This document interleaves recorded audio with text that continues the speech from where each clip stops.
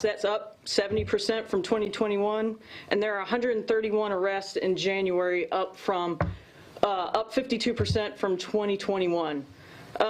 So we have a lot of active cases. I know it's January, so I really don't want to highlight what detectives are already currently working on, but what I can say is all this work thus far from January, that's the hard work of everybody, including patrol, detectives, and we're going to hear from 4140 members. One, Officer Wiggins, he's coming up and he's going to highlight the great work that they're doing.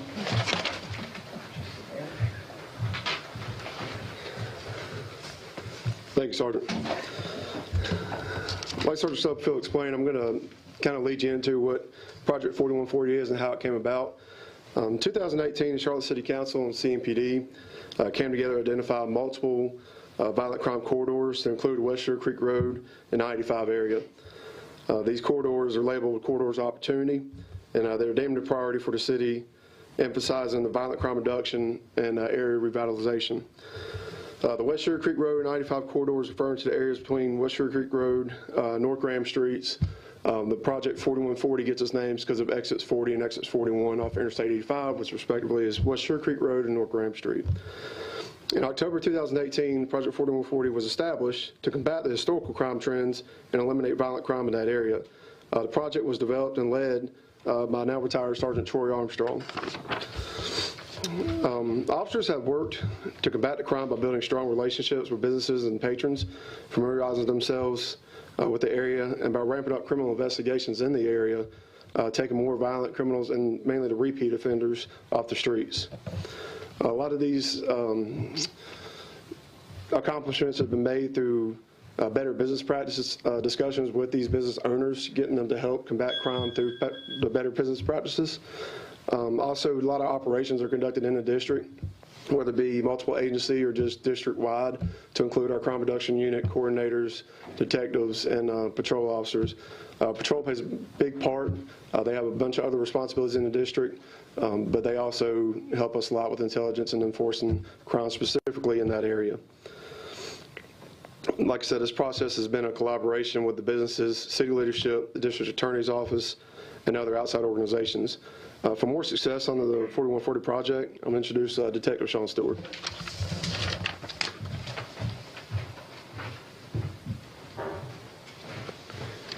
Good morning, everyone. Detective Stewart, North Tryon Division. Project 4140, as my partner said, started in 2018.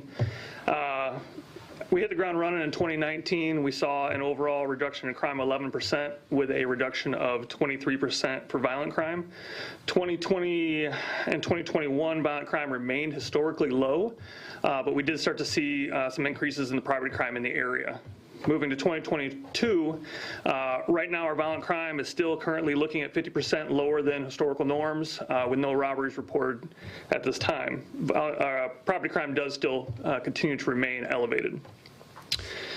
Some other things to highlight is some of the programs and projects that we worked on in collaboration with the city and with CMPD internal. One of those projects to include would be a camera pilot program that's coming hopefully this spring. That would be a city-led or a CMPD-led program that is in partnership with Duke Power and the local businesses in the area.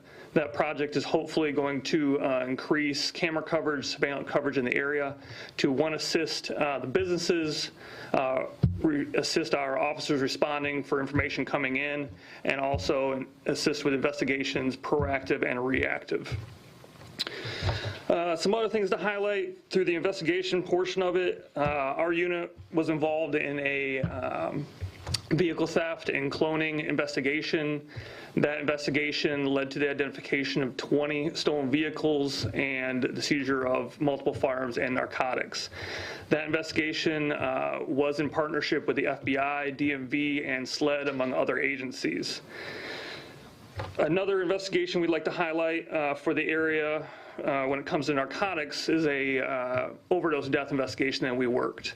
That investigation culminated in 20-plus warrants for an individual, and one of those charges was death by distribution, which is a newer charge that came in December of 2018, I believe.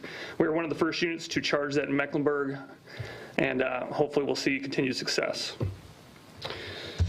The collaboration, 4140 collaboration has made an area of historically high crime safer over the past few years, promoting better conditions for residents and businesses, and we hope to continue that trend.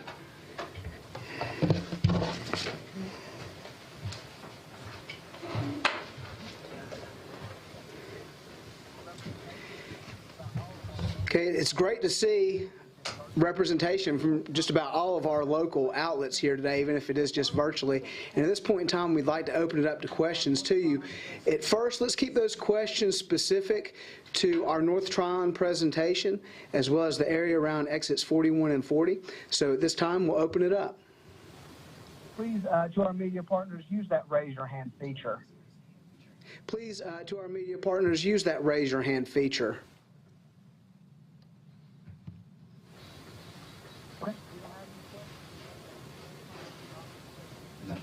Okay, we don't have any questions in reference to the North Tryon topic, so at this point in time, we will open it up to more general questions for the CMPD.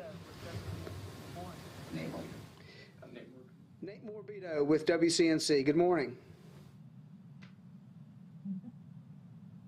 Nate, bear with us as we try to get you on audio. Hey, good morning. Can you hear me, Lieutenant? I can hear you, sir. So it's our understanding CMPD has increased its secondary employment rate for all large venues with events and games like those at Bank of America Stadium up to $63 an hour effective March 1st. Can you confirm that and tell us how the department came to that decision? An hour effective March 1st. Can you confirm that and tell us how the department came to that decision?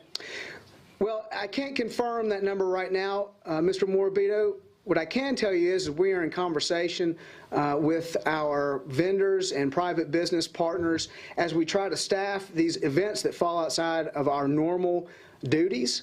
And we all know that we're getting more and more events each year, and the city of Charlotte and the region at large really leans on our officers to make those events happen. So we're also looking at ways to make sure that our officers working those events are taken care of. On the reverse end of that, we are in the process of communicating those changes back down throughout the organization to our officers, and they need to hear that information from us first before we start giving that information to the outside, and they hear that from you. Next question. Got Susanna Black. Ms. Black, good morning. Hey, Lieutenant. Wanted to follow up with you on the shooting at the Lowe's shopping center on South Tryon Street yesterday. And I may have a couple follow-up questions after this, but first, is CMPD investigating whether the shooting was justified, and what is the protocol for that? Sure. So, and you're always welcome to reference those other questions to us afterwards, as always. But of course, any time that any person within our jurisdiction discharges a firearm, that is one of the key elements of that investigation, is to determine, was that a justified shooting? We all know that every case is different. There's a number of circumstances that feed into every case, and all of those circumstances are taken into account as our detectives work through those cases. Susanna has a follow-up question. Ms. Black, go ahead with your follow-up. So, thank you for that answer. Does CMPD know who the people are that the security guard shot at, and if they will face any charges? So that investigation is continuing, and that's one of the things that has to be taken into account of. As we get more information with that case, that will be dispersed out through the Public Information Office. Any other questions? Ms. Black. I do have one more follow-up, if that's okay. Sure, go ahead. Yeah. Okay. Does CMPD know who the security guard was working for, if they were with Lowe's or maybe like a third-party security service? Yes, we do know that information. That's not information that we're putting out at this time as we continue to work through that investigation. And to your earlier point, as